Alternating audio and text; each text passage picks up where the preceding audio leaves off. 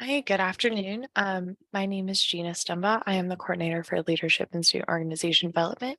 Thank you for coming to our Marketing Monday presentation. And I'm going to share my screen and we will get started. Hello.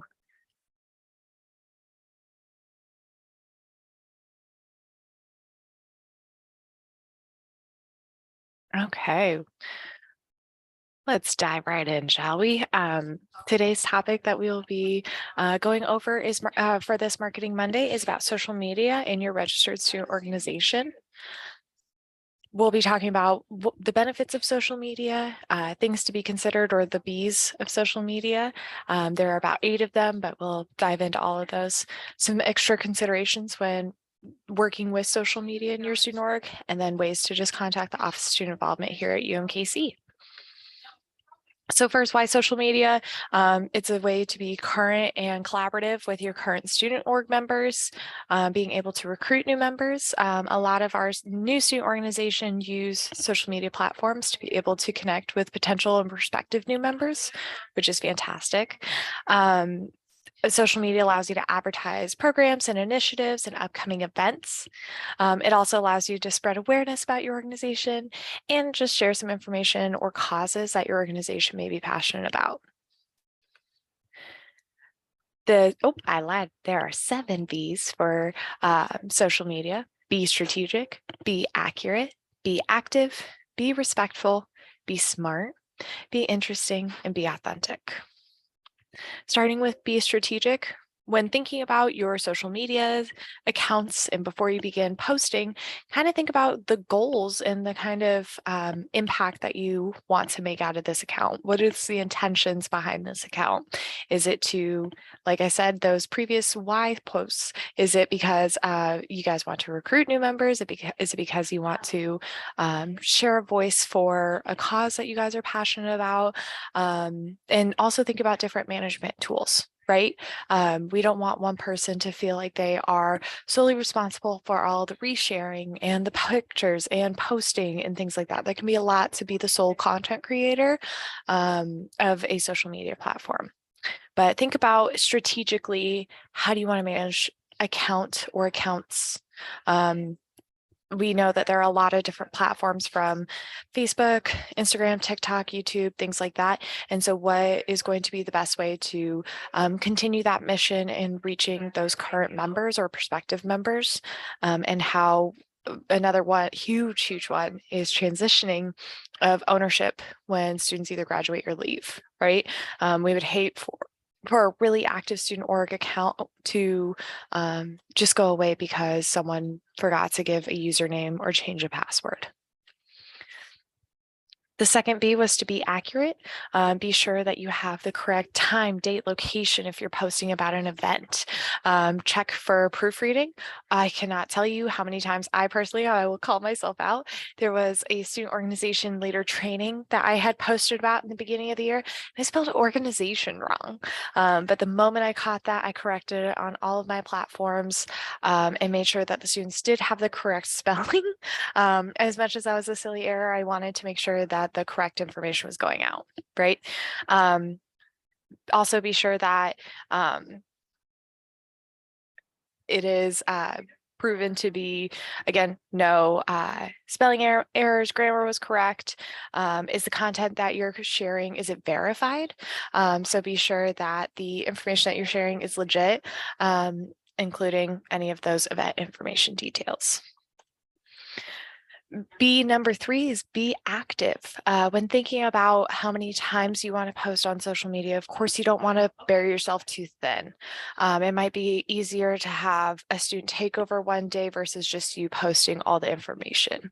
Also spreading yourself too thin across all social media platforms, right? I noticed with our fraternity and sorority affairs account, it is a lot of practice and creativity to come up with a TikTok versus just a flyer or a picture that you could post for Rude Blue Friday.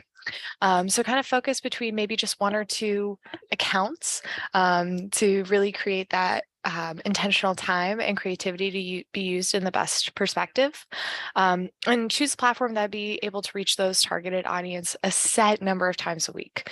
Do you want to post daily? Do you want to post every other day? Maybe every Wednesday is your Why Student Org Wednesday or something like that, something that you've been able to really reach that traction from students. I've also been researching about the importance of whether or not to double post in a day, not just double post information, right? But is it appropriate to be able to put a post twice in one day about different things? Another huge one is to be able to share your student org's contact information. We want student orgs to be, or prospective members or community partners to be able to reach out to y'all. And so being able to put your guys' contact information in your social media will be able to make sure that communication is actually met rather than just content being shared.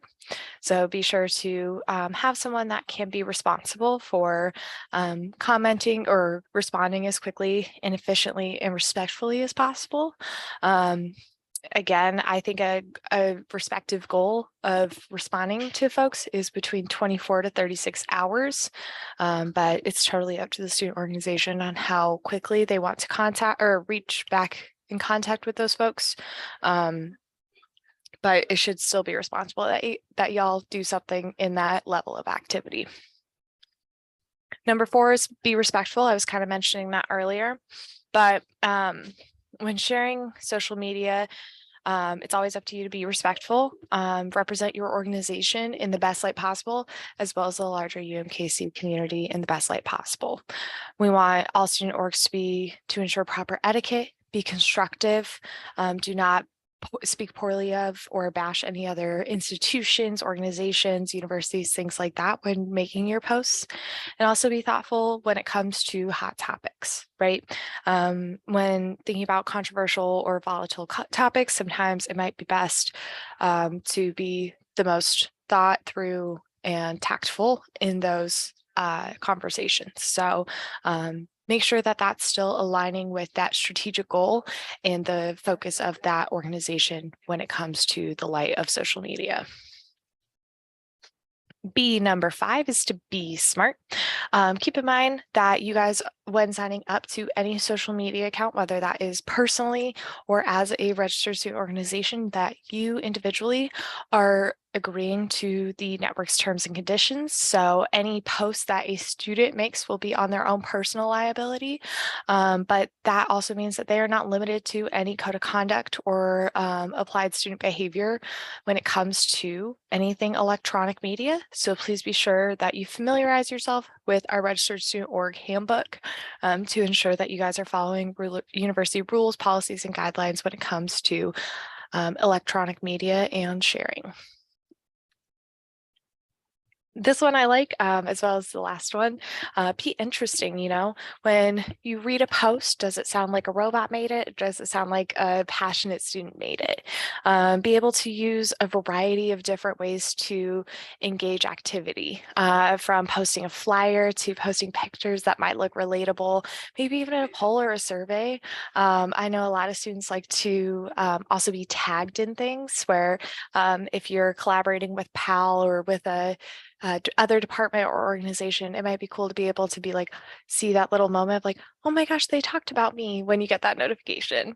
And also be mindful of the current trends, right? I shared this picture of something that our off student involvement did over the summer when all the Little Miss and Little Mister memes came out, or just that viral trend came out, and we made some specifically for students coming back to campus. We were so excited about it, and this trend was also very exciting. So we hopped on it. So don't be afraid to use trending content. It's relatable, it's fun for whoever is making it, and also the students receive that fairly well on the back end too.